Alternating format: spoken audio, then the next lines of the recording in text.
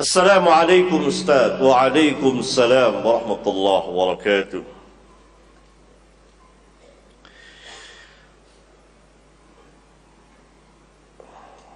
Bagaimana menyikapi tentang maraknya tokoh-tokoh agama, ustadz-ustadz yang menyebarkan fatwa sesat dan syubhat-syubhatnya akhir-akhir ini? Berarti penanya memiliki ilmu, tahu bahwa fatwa itu sesat.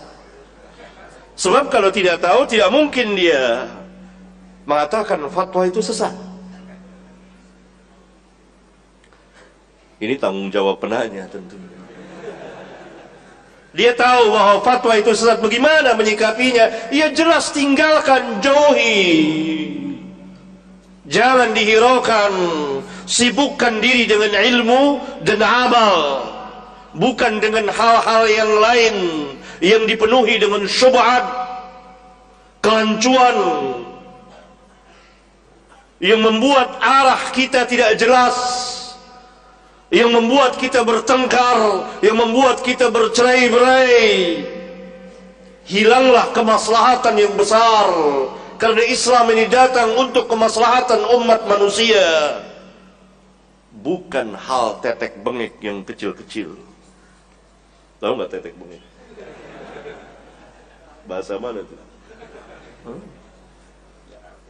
Bahasa Jakarta.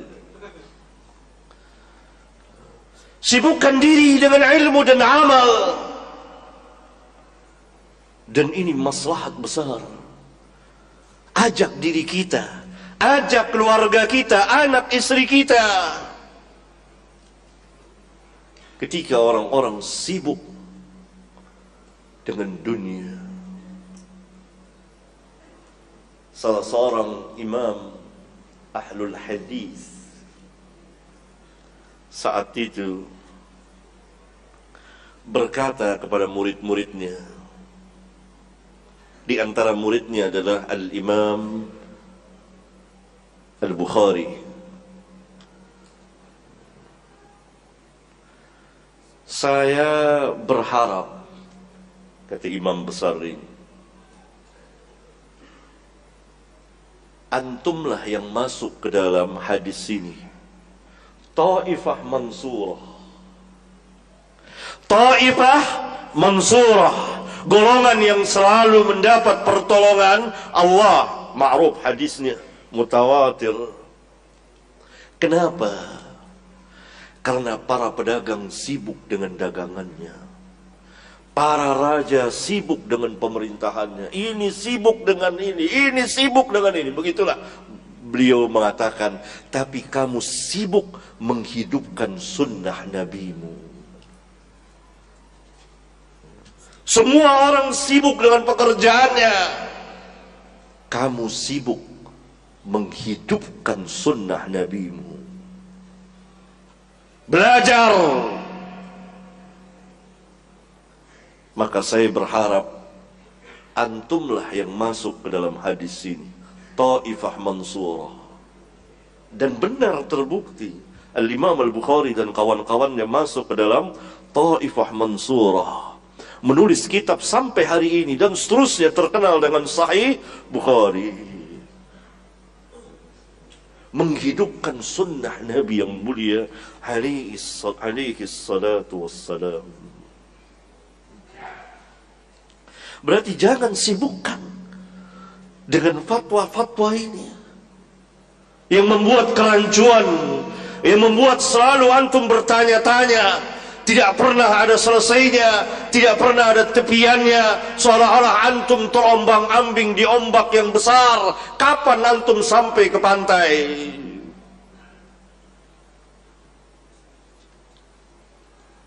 Tinggalkan, jauhi, jangan dihiraukan.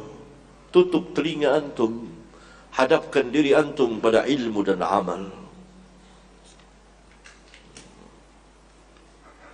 Karena selama antum berpegang dengan Alkitab dan Sunnah ala fahmi salaf,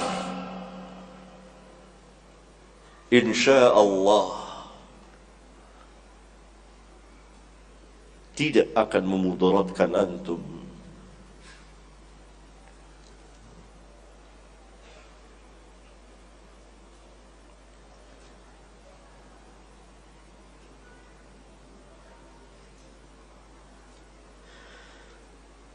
Pertanyaan yang lain, pada tahun 2011 ayah saya mau menjual mobilnya.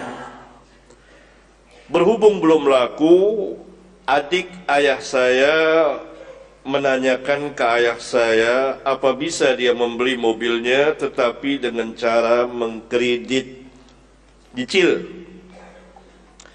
Awalnya ayah saya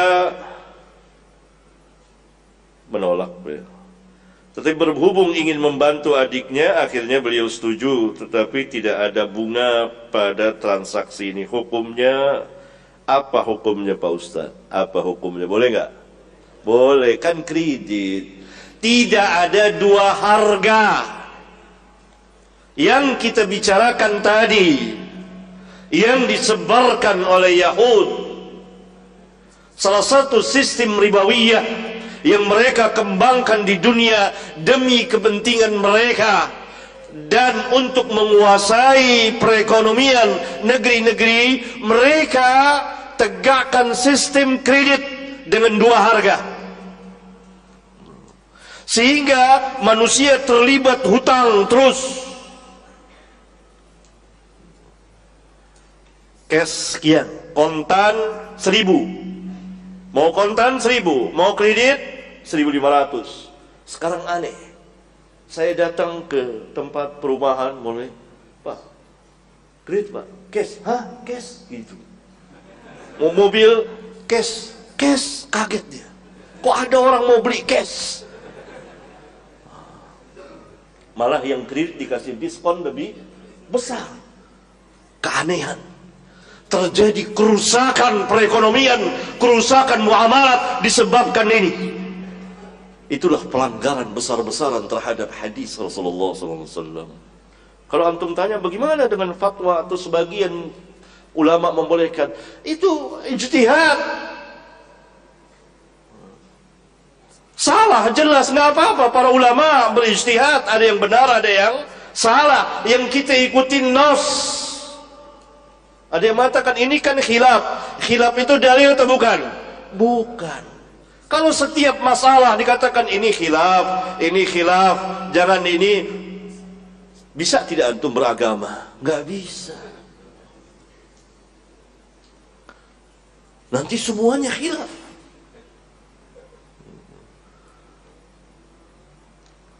Khilaf bukan dalil, khilaf bukan ilmu. Yang ilmu qala Allah, qala Rasul. Khilaf pasti ada. Kata Allah apa? Fa in tanaza'tum fi syai'in farudduhu ila Allah war Rasul. Enggak apa-apa, ulama ada berpendapat seperti itu, ijtihad. Tapi ini nas, dalil, man ba'a bai'ataini fi bai'atin.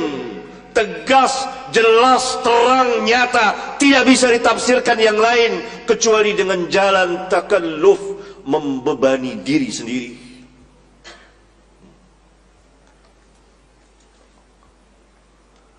Barang siapa yang menjual dengan dua harga jelas dalam satu penjualan, bahkan rawi hadis ini Al-Imam An-Nasai di kitab sunannya langsung menjelaskan kontan sekian, kredit sekian. Ini merusak tatanan perekonomian dan membuat bangkrut negara.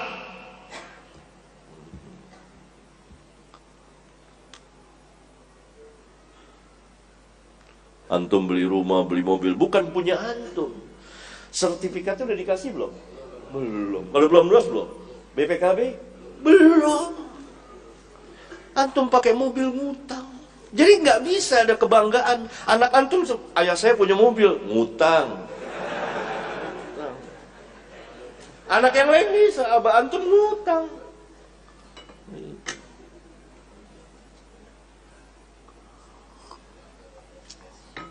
Itu kredit, membuat rusak. Kalau kredit saja boleh, boleh. Apalagi dua harga itu rata-rata ada bunganya, kalau telat dibungain tidak? Ada denda. Man ba'a bai'ataini fi bai'atin. Jelas, tegas, terang, nyata. Mau apa lagi? Barang siapa menjual dengan dua harga dalam satu penjualan. Dua harga dalam satu penjualan ditafsirkan oleh para ulama sesuai teks hadis itu, zahir hadis nas. Falahu awkasuhuma awir riba. Pilih, mau tetapkan satu harga atau makan riba. Inilah yang dikembangkan Yahudi, dan Yahudi dengan ini berbahagia, bergembira. Ini yang beredar di dunia.